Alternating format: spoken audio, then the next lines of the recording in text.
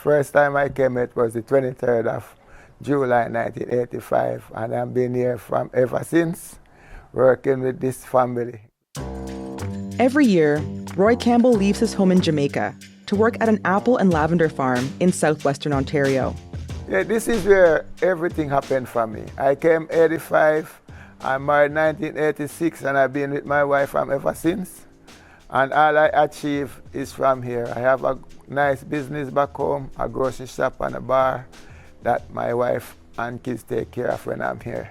So when I leave here and go back home, that's what I survive after. I don't have to do nothing more. In Canada, temporary foreign workers make up 35% of the workforce in agriculture. On vegetable and fruit farms like where Roy works, more than half come from abroad. Depending on their visa program, they might only be in Canada for the growing and harvesting season, usually around 8 months.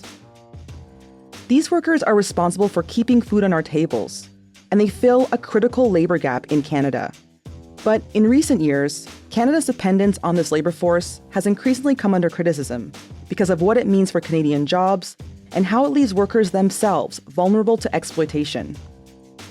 Jason Kirby, a business reporter for The Globe, went to visit farms across Norfolk County to find out what it's like for these workers and why the farmers depend on them so much. Today, he's on the show to talk about what he learned. I'm Cheryl Sutherland, and this is The Decibel from The Globe and Mail.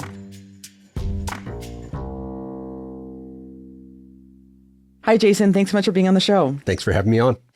So we've heard a lot about migrant workers in Canada, but what do we mean when we say that? Like, what programs are we talking about? Well, we're talking about the temporary foreign worker program. In the agricultural space, there's also the seasonal agricultural worker program. But the temporary foreign worker program encompasses so many different industries, from retail and companies in manufacturing to agriculture and farming. But yeah, originally, if you go back, agriculture was at the heart of Canada's temporary foreign worker program going back, 50 years. That was where it all started.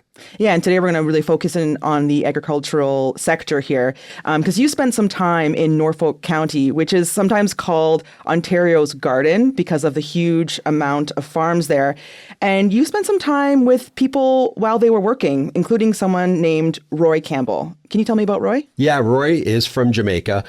He's been coming up since the 1980s to the same small apple farm that's just north of Simcoe, Ontario in Norfolk County. And, he's a fixture there. He basically, keeps the place running. It's a small farm. They have about 10, I think, workers in addition to him that come up. And, his job is basically working in that picking. This work is often described as low skill, but, when you watch these guys work, being able to work with the speed that they're going at, pulling apples off every second, knowing which type of apple to pick, and then not knocking any others off the trees.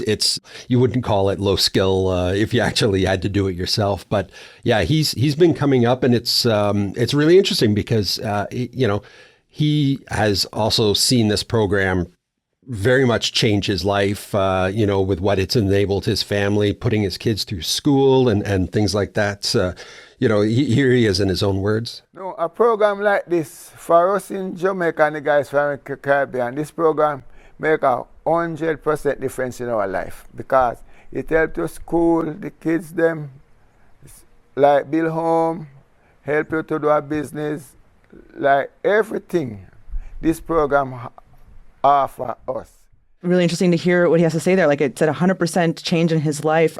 Yeah, he has a little grocery store down there that he's opened and a little bar, and his family runs that.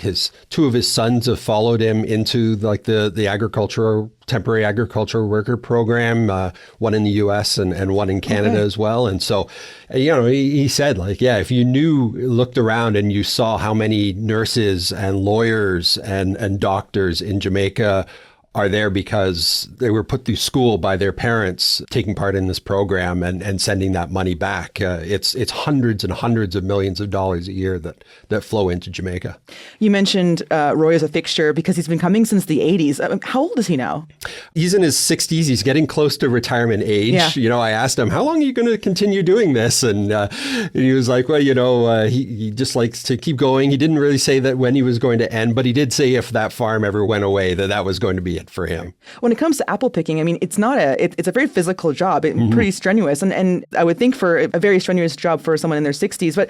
But how common is Roy's story? Like, how common is it for people to be working for many, many years on farms in Canada? Oh, it's very common. You know, when I worked, I shouldn't say I worked. I did spend a little bit of time in the fields working, but I visited 3 farms while I was down there. And I did go out into the fields and work with the guys picking melons at one farm, picking peppers at another farm.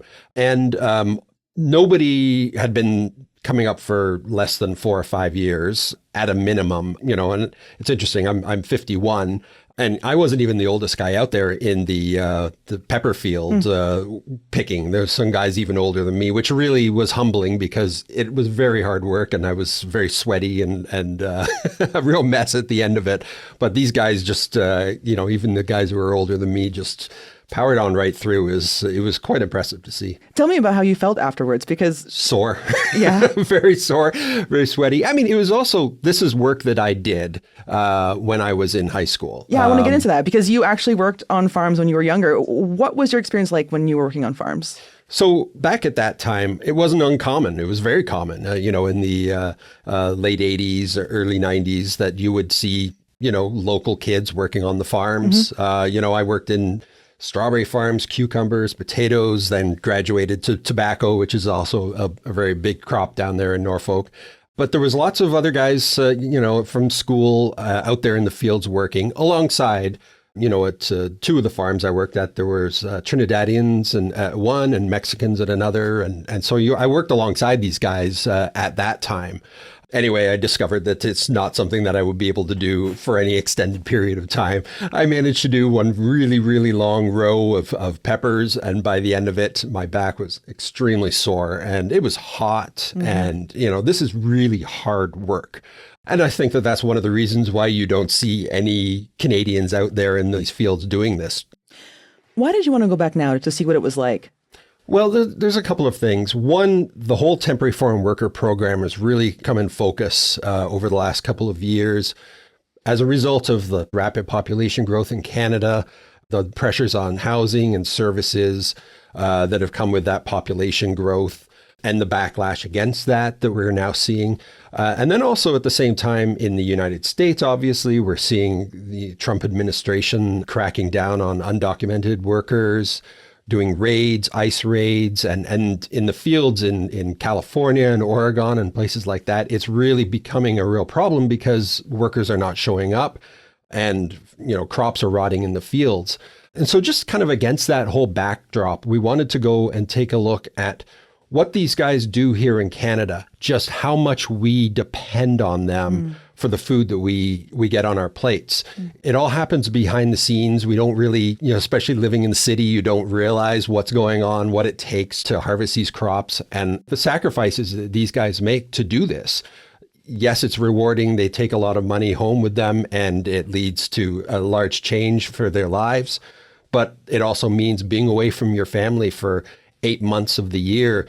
In one instance, somebody told me about, when these guys go back, they're almost like strangers in their families because most of their lives is spent away. And then they're there for like 3 or 4 months and then they come back up again and do it all over again. Can we talk about money? How much do these workers make?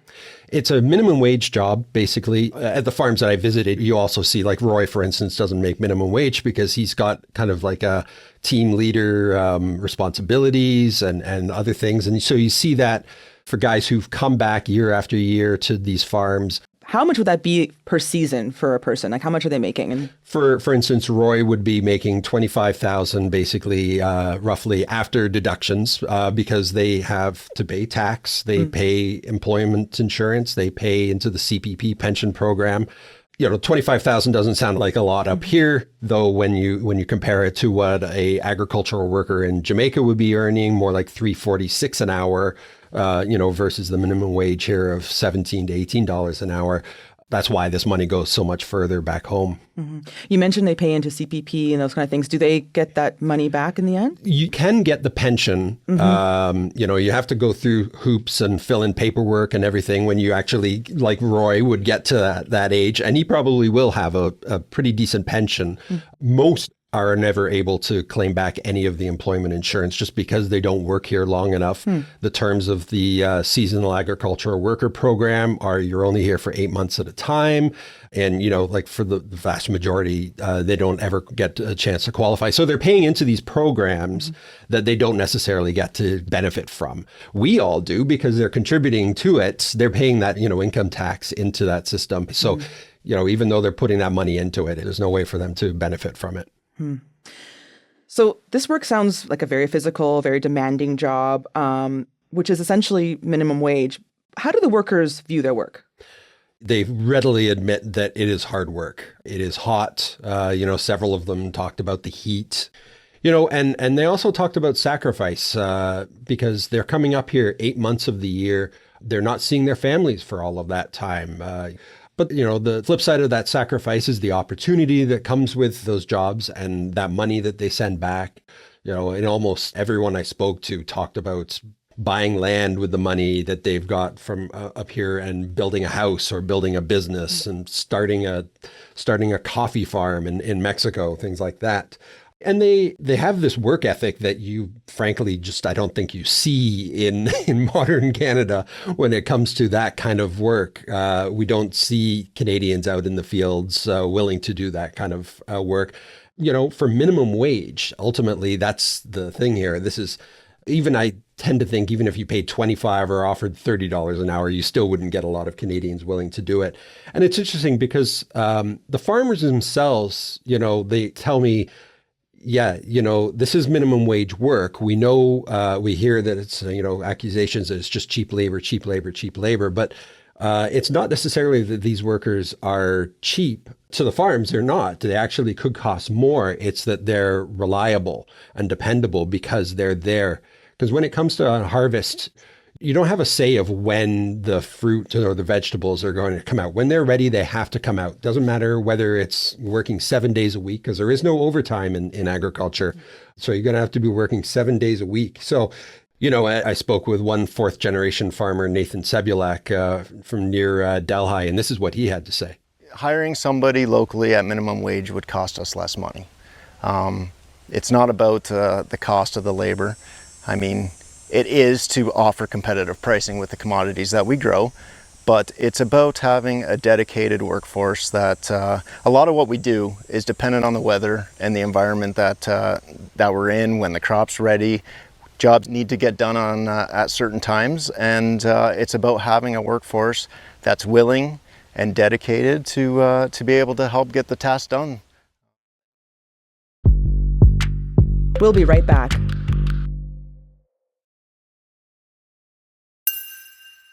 How reliant is Canada on foreign labor to meet the needs in the agricultural sector? Oh, it's hugely reliant on it. Primary agriculture in Canada, I think that it's about a $32 billion a year industry. There's about 250 some odd thousand workers employed in it. About 50% when it comes to vegetables and fruit harvests are temporary foreign workers. Every farmer basically said if it wasn't for this program, we wouldn't be able to do this crop. You mentioned that when you were working in the 80s, that there were more local workers. Why has it changed so much? Like, why are we now relying so much more on migrant workers versus back in the 80s when there wasn't the same amount of people that were coming from overseas?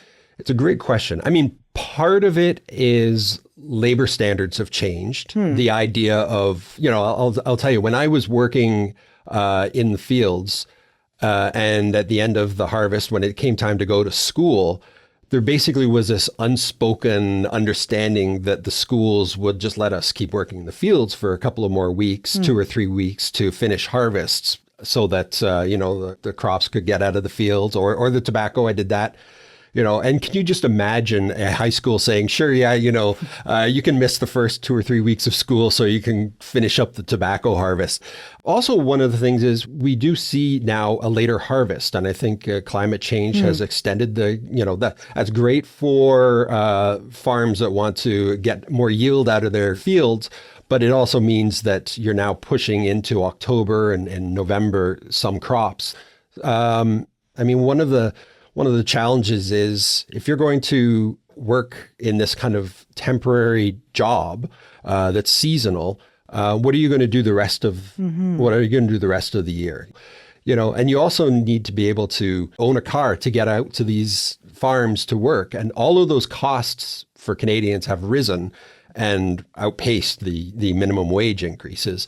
So it just makes it kind of uneconomical for, I think, a lot of domestic Canadian workers to do this kind of job. That's so interesting. I mean, but that makes me think about the pay then. Why not pay people more if you want to attract more local workers? Yeah, that totally is an option. And then I guess you would just go and turn that around and say, okay, that's fine. How much more do we want to pay for that food that we get from the grocery store? We're still in the midst of a cost of living crisis where we've seen inflation, particularly food inflation, skyrocket. It's still running, quite hot. So yeah, you could say, let's pay everybody, $30 an hour to do this job or $40 an hour and lure domestic Canadian workers. But that's going to go into the costs and that's going to drive up food prices. And so this is a trade-off. Do you want to pay higher prices for your food so that, you can have a Canadian workforce do these jobs? I think a lot of people would say I'd rather not pay more for my groceries. Mm-hmm. What about the skill issue? What do we lose by not fostering the skill of how to harvest food among Canadian workers? Is there a risk that we lose some of this knowledge down the line? There can be. I think this is a concern that farms in general have been having because there's a generational trend of, the children of farmers deciding that they don't want to do this work and they leave the farm. And you do lose those skills. I do think that, going back to Roy, for instance, his boss basically said, I don't know what he knows. He knows this better than I do. And all of them kind of said this, like these guys have been doing some of these jobs for 15, 20 years. As technology has changed, they've adapted, their skills have adapted, they've become specialized. So one farm, they have a lot of ginseng and, there's a certain skill set involved with preparing and maintaining that crop and coming to harvest time that even farmers themselves who don't do the work themselves don't necessarily know. They rely on those workers. And to the extent that they keep coming back, those skills are maintained. But there is certainly a risk. If you all of a sudden had a situation where the door was slammed on this program, I think that a lot of farms would struggle because they basically have outsource that knowledge to these workers who've been coming back to the same farms in many cases for years and years and years. And they're the ones who hold those skills and understandings. Yeah, on that point, why not give them more permanent status? This is something that is argued by an advocacy group called the Migrant Rights Network, to this this pathway to permanent residency. If they're so essential, why not give them more permanence in Canada? Yeah, and it's certainly an argument that you hear put forth, and, unions have been very strongly in support of this as well. Part of it is that the temporary foreign worker program isn't supposed to be an immigration program. It's there to solve a specific shortage of labor and address that on that front. But when you do see some of these guys who've been coming up for, 10, 20 years, some of them do want to come up and move here permanently. I talked to a couple of workers who want to, and they're in the process, but it's something like 1% of seasonal agriculture workers who, have come up in for like 5 years are able to make any sort of transition to permanent residency. There's not really a path for them to do that. Some of them did say, and I asked one Mexican gentleman whether he'd like to, and he said he does. He would like to leave Mexico, especially because organized crime there has targeted some of his extended family. He doesn't feel safe there. And on the other side, he looks at like the cost of living in Canada and how could I afford to live here? Because you have to understand that, under these programs, their accommodation is mostly paid for, their utilities are mostly paid for, their flight up here is mostly paid for, under the seasonal agriculture worker program. And so when you think of all the extra costs that they'd have as well. For this one guy, he was just like, I'd love to, but I don't know what I would do. I don't know how I could survive in this country because it's so much more expensive. So I think it's unfortunate. One of the farmers I spoke with, was talking about this guy who's been coming up for 15 years. And he said, if anybody deserves to be able to make that transition and bring his family up to Canada, it's this guy. He's paid his dues in a major way. And his case is just kind of crawling through the system at a very slow pace at a time where we're now basically closing the door on those kind of transitions as well, from temporary foreign workers to permanent residency. We're seeing the Canadian government is kind of like tightening the rules that are going to make that transition even harder. Mm-hmm. Jason, you met a number of workers who speak positively about their experience, but we also do hear some criticism of how migrant workers are treated in Canada. There was the UN report that described Canada's temporary foreign worker program as, quote, a breeding ground for contemporary forms of slavery. And the advocacy group Migrant Rights Network, which fights for rights of migrant workers, has called out the practice of people being tied to one employer as being problematic. What's your sense of how common these grievances are? Well, it's interesting. I spoke to a couple of people. I spoke with a priest at a church there who does a lot of outreach programs for the workers down in Simcoe and southwestern Ontario. And I also spoke with the head of the Jamaica Liaison Service. So basically a department within the Jamaican government that oversees the standards of the farms here. They do, kind of random spot checks on different farms. I think there's like 600 farms in Canada that have Jamaican workers on them. They go out to all of them and they inspect the living standards, the hygiene, the working standards and everything. She said that they're happy with about 98% of what they see.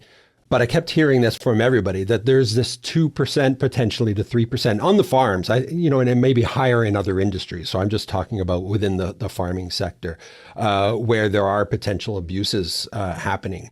In the case of the Jamaican Liaison Office, they have the power and they do enforce this to basically just seize the workers from a farm, and they will find somewhere else for them to work out the season. And they do this. It happens, a small handful of times a year. And basically that farm is pretty screwed at that point because, they're also not going to be able to easily access any of the other temporary foreign worker programs. You're shut out of that. Your labor force is gone. Right. Yeah. Just lastly here, Jason, I want to ask you about the perception here in Canada about migrant workers, because I think it's fair to say that a lot of the stories we do see are often negative stories about migrant work here in Canada. I'm just curious, what are we getting wrong about this type of work and the people that do it?